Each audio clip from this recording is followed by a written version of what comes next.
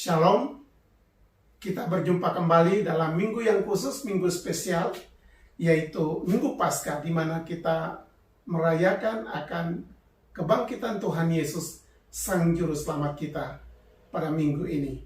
Kita memuji Tuhan, kita bersama dengan orang percaya di seluruh dunia untuk merayakan akan kebangkitan Tuhan Yesus. Dan bersama saya, Pendeta Arianus Hermanus Ilu, kita akan masuk di dalam merenungkan firman Tuhan. Dan sebelumnya, mari kita bersama-sama berdoa. Mari kita berdoa. Bapa di dalam sorga, di dalam nama Tuhan Yesus, di minggu yang spesial ini, minggu khusus, di mana kami boleh merayakan akan kebangkitan Tuhan Yesus. Dan bertepatan dengan itu kami diizinkan Tuhan untuk mendengarkan firman Tuhan, merenungkan firman Tuhan dari bagian Alkitab yang akan kami baca. Berkati kami semua, baik bagi hamba yang menyampaikan, dan juga bagi semua jemaat yang mendengarkan firman Tuhan hari ini. Terima kasih Bapa, berbicara kepada kami, di dalam nama Tuhan Yesus Kristus, kami berdoa dan mengucap syukur. Amin. Baik, kita akan masuk di dalam membacakan bagian Alkitab. Kita akan membaca dari Injil Lukas pasal 24 ayat yang ke-4 hingga ayat yang ke-8. Injil Lukas pasal yang ke-24 ayat yang ke-4 hingga ayat yang ke-8. Saya akan bacakan. Sementara mereka berdiri termangu-mangu karena hal itu, tiba-tiba ada dua orang berdiri dekat mereka memakai pakaian yang berkilau-kilauan. Mereka sangat ketakutan dan menundukkan kepala. Tetapi kedua orang itu berkata kepada mereka, "Mengapa kamu mencari Dia yang hidup di antara orang mati? Ia tidak ada di sini. Ia telah bangkit. Ingatlah apa yang telah dikatakannya kepadamu ketika ia masih di Galilea, yaitu bahwa Anak Manusia harus diserahkan ke tangan orang-orang berdosa dan disalibkan dan akan bangkit pada hari yang ketiga." Maka teringatlah mereka akan perkataan Yesus itu. Demikian firman Tuhan untuk kita. Berbahagialah kita semua yang mendengarkan firman Allah dan memelihara dalam hidup kita masing-masing. Saudara, perayaan Paskah yang kita rayakan tahun ini sebagai umat Tuhan, sebagai orang percaya, tentu sangat berbeda dengan perayaan Paskah yang kita rayakan tahun-tahun sebelumnya. Oleh karena perayaan Paskah tahun ini dirayakan di tengah-tengah dunia dalam keadaan lockdown akibat COVID-19. Sehingga kita melihat bahwa dalam situasi ini tentu banyak orang mengalami kesedihan, kesusahan hati, kedukaan oleh karena orang-orang mereka kasihi telah berpisah dengan mereka akibat daripada virus ini. Banyak orang mengalami kesedihan dan kesusahan hati di tengah keadaan seperti ini. Maka dalam perayaan Paskah ini, kita dibawa untuk merenungkan akan firman Tuhan tentang kehidupan, berita kehidupan. Dengan tema yang kita renungkan dari ayat firman Tuhan ini ialah Yesus hidup. Yesus yang kita percaya tidak hanya mati di kayu salib, tetapi ia juga bangkit, menunjukkan bahwa dia hidup. Dan dalam renungan hari ini kita akan melihat tentang fakta kebenaran bahwa Yesus hidup. Fakta kebenaran tentang Yesus hidup. Poin yang pertama, yaitu kubur yang kosong. Kubur yang kosong disaksikan oleh para perempuan yang datang ke kubur waktu itu untuk merempahi tubuh Tuhan Yesus. Kemudian dipertegas lagi atau dinyatakan lagi, disaksikan lagi oleh malaikat kepada perempuan-perempuan itu bahwa ia tidak ada di sini. Ini merupakan fakta di depan para saksi mata bahwa Yesus bangkit, Yesus hidup karena kubur itu kosong. Walaupun kita tahu di bagian Alkitab yang lain, yang mengatakan bahwa atau yang menganggap bahwa sebagaimana yang dikatakan oleh Maria bahwa mayat Yesus diambil oleh orang. Tetapi juga dari Mahkamah Agama dengan usaha mereka ingin menutupi akan kebenaran kebangkitan Yesus dengan berusaha untuk menutupinya. Walaupun para saksi mata melihat, menyaksikan bahwa batu itu terguling dan kubur itu kosong. Di dalam Injil Matius 28 ayat yang kedua dikatakan di situ, terjadinya batu terguling oleh karena gempa bumi yang hebat, gempa bumi yang dahsyat. Nah, di sini kita melihat, padahal sebelumnya kubur Yesus dijaga oleh para prajurit Romawi. Mengapa mereka menyuruh para mahkamah agama, menyuruh para prajurit menjaga? Karena ada rencana, ada niat untuk mau membungkamkan tentang kebenaran kebangkitan Kristus. Karena mereka takut kalau Yesus itu benar-benar bangkit. Dan mereka akan berusaha untuk menutupi berita itu, bahkan sampai menyewa para serdaru tadi. Namun kita melihat bahwa kubur Yesus itu kosong. Kubur Yesus kosong menunjukkan Tuhan Yesus berbeda dengan yang lain. He is the only one. Artinya satu-satunya, berbeda dengan yang lain. Tuhan Yesus berbeda, tidak sama dengan para pemimpin agama yang lain atau para pemimpin keyakinan yang lain. Mereka mati dan jenazahnya sekarang menjadi kerangka dan masih ada dalam kuburan. Kuburannya masih tertutup, bahkan kuburannya mungkin dihiasi dengan cantik supaya mereka bisa bersiarah ke sana dan menjadi tempat untuk penyembahan. Tetapi kita melihat dengan kubur yang kosong, itu mengajarkan kepada kita bahwa orang percaya tidak perlu pergi menyembah di kubur orang yang sudah mati. Karena kita melihat di sini para wanita pada waktu ke kubur, mereka membawa rempah-rempah, tapi ternyata Yesus bangkit dan mereka tidak berbuat apa-apa selain mereka mengetahui Yesus bangkit sebagaimana dikatakan oleh para malaikat kepada mereka.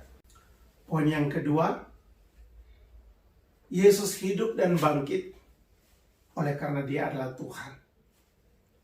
Karena dia Tuhan, maka dia bangkit. 4 kitab Injil menceritakan peristiwa tentang kebangkitan Kristus. Yang itu menunjukkan bahwa kebangkitan Kristus, dia adalah Tuhan, adalah satu kebenaran. Walaupun kita tahu bahwa pemikiran para perempuan yang datang ke kubur saat itu, mereka mau merempahi mayat atau tubuh Tuhan Yesus. Mengapa? Karena mereka hanya berpikir tentang tubuh Yesus dalam kemanusiaan. Maka mereka menyangka bahwa tubuh Yesus masih ada dalam kuburan, maka mereka mau datang merempahi. Tapi di sini kita melihat bahwa pada waktu mereka datang, ternyata kubur itu kosong. Dan di sini kita melihat bahwa Yesus bangkit itu untuk atau oleh kemuliaan Allah Bapa. Yesus bangkit oleh kemuliaan Allah Bapa. Sebagaimana dikatakan dalam Roma 6 ayat yang keempat. Di situ dikatakan tentang kebangkitan Kristus oleh kemuliaan Allah. Bahwa ia akan disalibkan dan ia akan bangkit pada hari yang ketiga. Yesus sudah mengatakan, tapi para perempuan, mereka tidak mengingat secara lengkap. Padahal Yesus sendiri juga sudah berkata bahwa ia akan bangkit. Itu menjadi sesuatu yang sangat spesial. Mengapa? Karena Yesus sendiri mengatakan sebelumnya bahwa dia akan bangkit. Mengapa? Karena dia Tuhan. Dia mengetahui apa yang akan terjadi. Kebangkitan Kristus dalam hal dia adalah Tuhan menunjukkan bahwa kebangkitannya, dia menang atas maut, menang atas kematian. Saudara, kematian adalah sesuatu yang sangat menakutkan manusia. Siapapun juga, ya, cepat atau lambat, kaya miskin, tua muda, cepat atau lambat akan mengalami maut. Dokter, perawat pun bisa mengalami maut, walaupun mereka adalah tenaga medis untuk menolong supaya orang sembuh. Memang di Hong Kong ada budaya yang cukup ekstrim. Itulah mereka sangat takut akan kematian. Mereka sangat takut akan mati sehingga kata mati pun takut disebutkan. Karena apa? Mereka takut mati. Sehingga seringkali mereka mengatakan kalau kata mati jangan ngomong, ya. Karena apa? Mereka takut akan kematian. Namun bagaimanapun, cepat atau lambat, manusia akan mengalaminya, ya.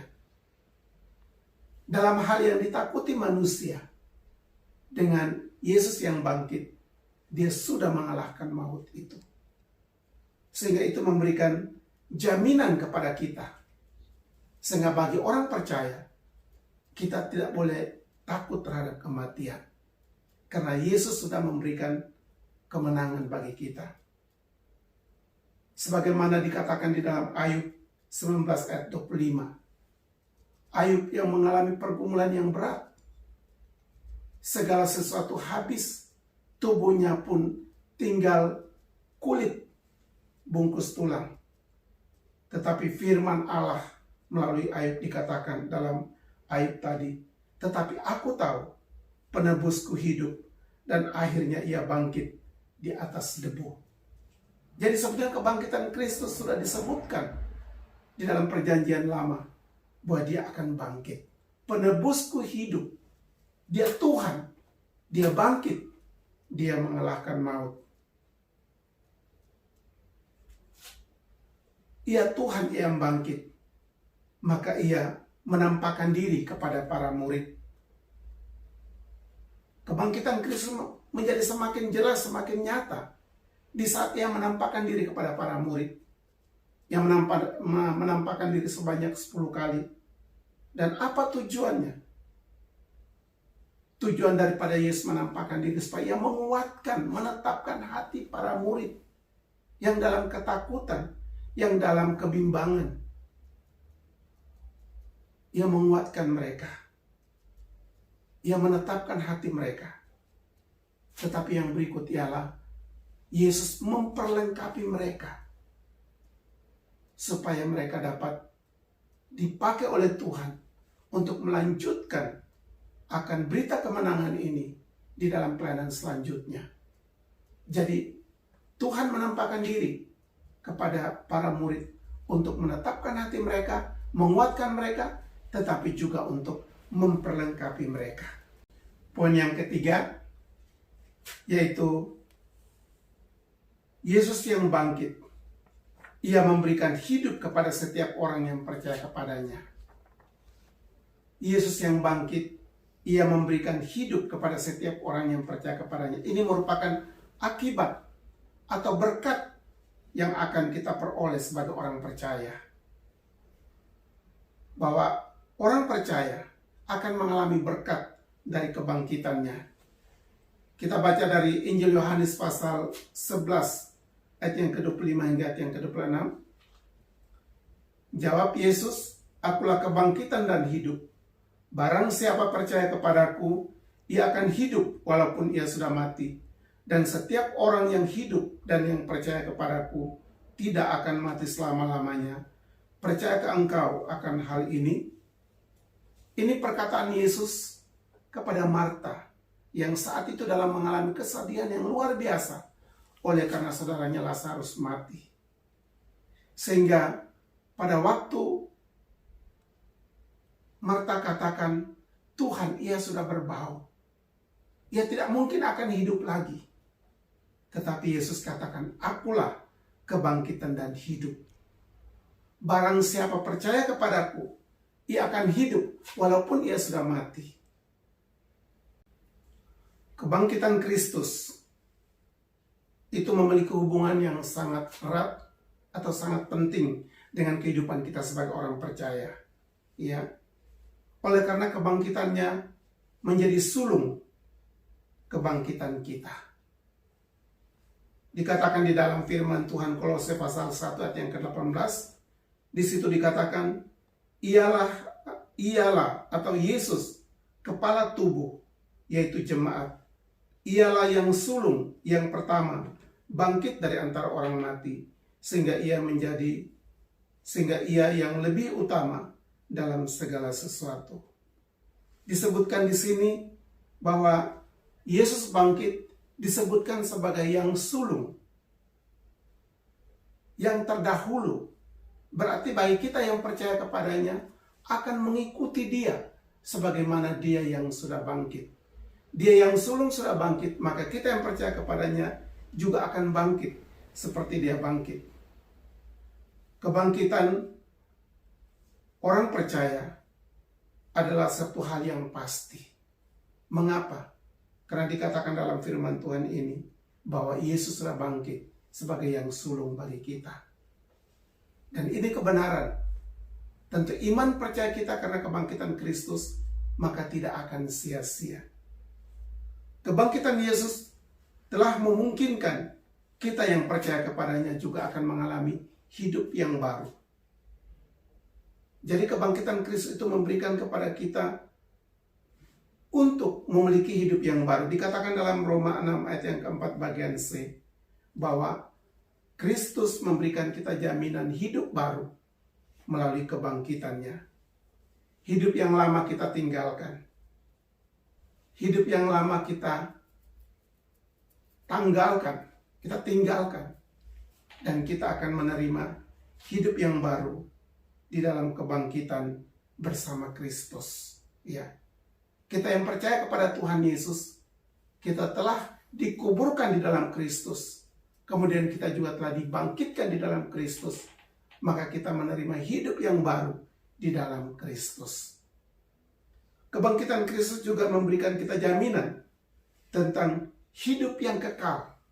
Jadi bukan hanya hidup kita di bumi ini dalam hidup yang baru, tetapi juga kita memiliki kepastian akan hidup yang kekal bersama-sama dengan Dia, sebagaimana teks firman Tuhan yang telah kita baca, bahwa kita akan hidup selama-lamanya bersama dengan Dia di dalam kerajaan sorga.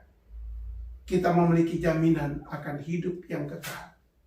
Saudara, kita sampai pada kesimpulan bahwa oleh karena Yesus hidup, maka Dia akan memberikan hidup kepada kita.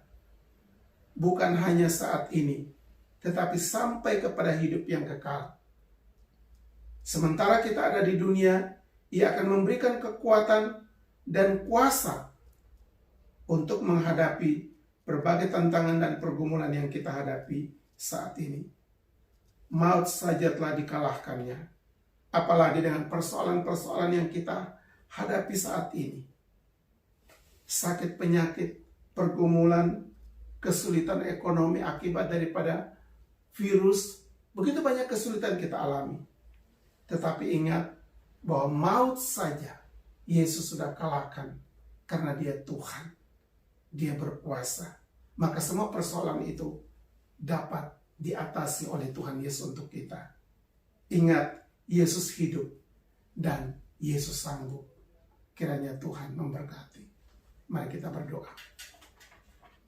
Bapa di sorga, kami berterima kasih untuk firman Tuhan yang berbicara tentang tentang Yesus yang hidup, Yesus yang bangkit, yang membuat iman percaya kami berbeda atau tidak sama dengan yang lain. Bahwa kami percaya kepada Yesus yang hidup, yang bangkit. Berkati kami semua hari ini. Kami ingin berdoa bagi semua kami yang mendengarkan firman Tuhan dan ikut dalam doa bersama. Kiranya Tuhan kuatkan iman kami untuk menghadapi setiap persoalan ini. Dan beri kami keyakinan yang kokoh bahwa Yesus sudah bangkit, mengalahkan setiap persoalan, mengalahkan segala hal. Dan yang lebih hebat lagi, mengalahkan maut, supaya iman kami tetap berakar di dalam Tuhan Yesus. Berkati tiap-tiap kami, urapi tiap-tiap kami. Di dalam nama Tuhan Yesus Kristus, kami berdoa dan mengucap syukur. Amin. Selamat Paskah, Tuhan memberkati kita semua. Amin.